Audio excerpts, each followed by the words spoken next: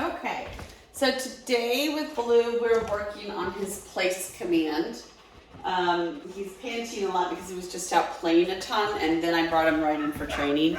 The reason I did that is because, sorry, I'm fixing the camera, because he has so much energy. Sometimes it's hard to get him to focus during training session. So because we were doing the stationary command where we would stay on the placemat, I wanted to wear him out before we started working. So we oriented him with the placemat with his place word. Now we are working on getting him to stay there. Saw somebody in the window. Go place. Come on, Blue. This way, place. There you go, go boy. So because he's doing remote collar training, I'm able to get to an off-leash ability a little bit quicker with this particular command. So normally we would use the leash to just redirect him, and what I've been doing instead is using some body pressure, so stepping into his space to get him to back up back onto the placemat. And I coupled that with the remote, so now he's learning, okay, when I step off of here, I get those taps. When I go back here, the taps go away. So he's learning again to turn the remote off. Okay, that's okay, you can lay down. So it's okay if their feet are hanging off. This placemat probably should be a little bit bigger for him. Actually, I do have a bigger size. I'll probably pull out next time I get trained. So what he is supposed to do here is stay completely on the placemat. He's not allowed to step off to go grab a toy and come back. So that's what he's learning right now. One of the first things that I did once we got him to understand the basic concept is I came over here and sat down. And see how he gets up? Throw it back on. Come on, Blue. Place. Good. Good boy. Okay. Place. Good. All the way. There it is. Very good.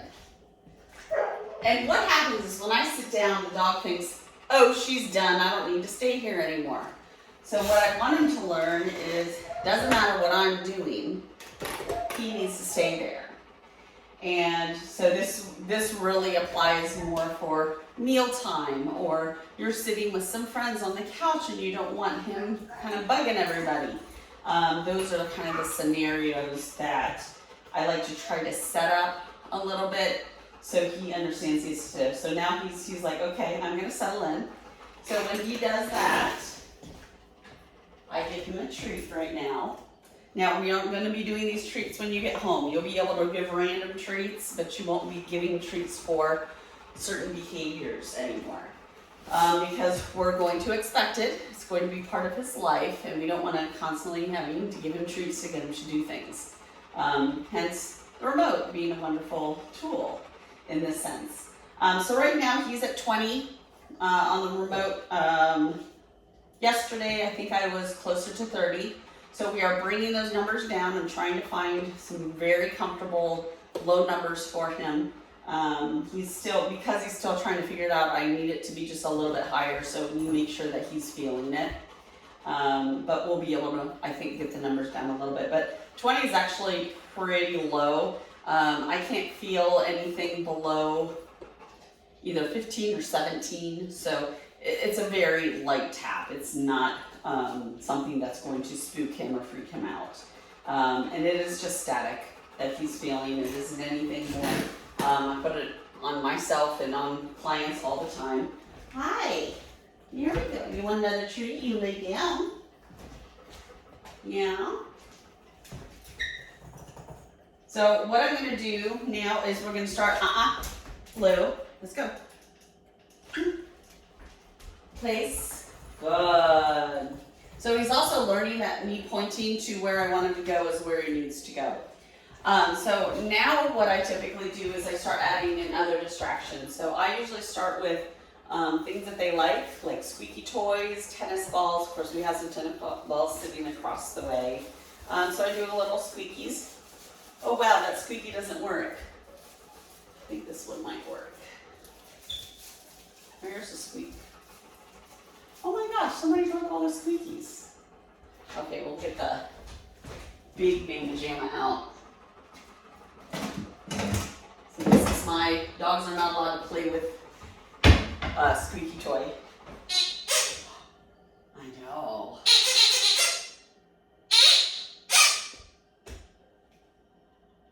Good. So some of the other things that we do is we'll start bringing some tennis balls out. Place.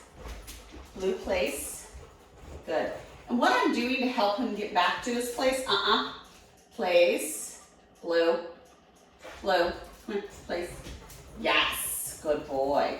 Is I'm actually stepping on the leash. So right now he has the leash on.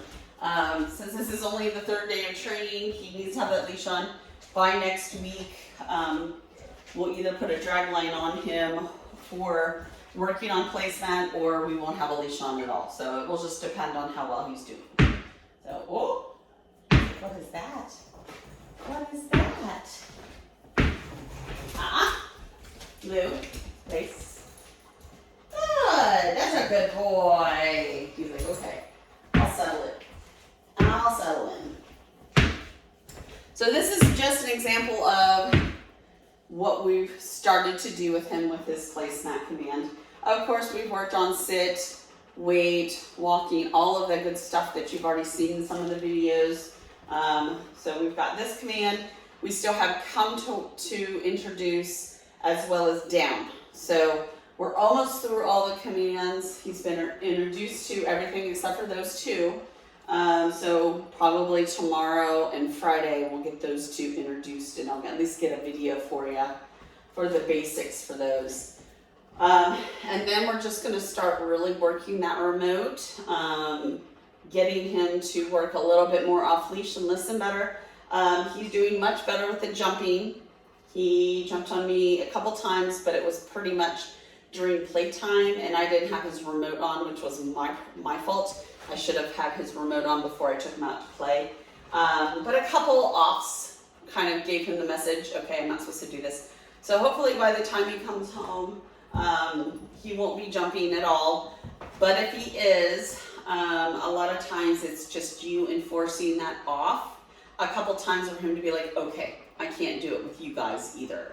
And once you've done that with a couple people, so obviously we're doing it with myself, we'll do it with you guys. So there'll be 3 people right there that he's getting the message, okay, I'm not allowed to jump on these people.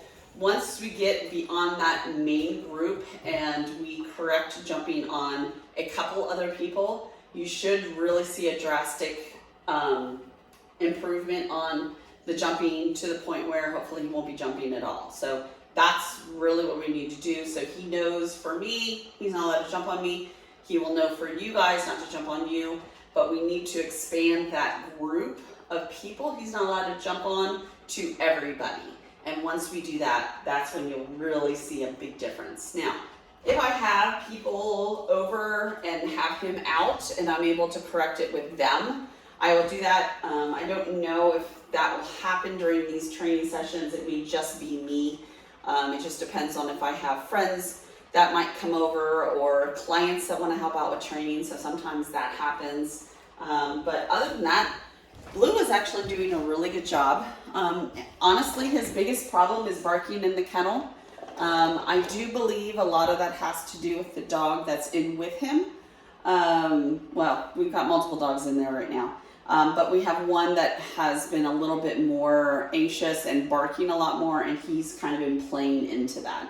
So once she goes home, we'll see what happens with that barking next week when she's gone, to see if that improves. But I have been using the remote for that barking, and he does quiet down. So if I am able to get to my remote and tap him, he will quiet and he'll stop barking for quite a while. So we're making some really good improvements.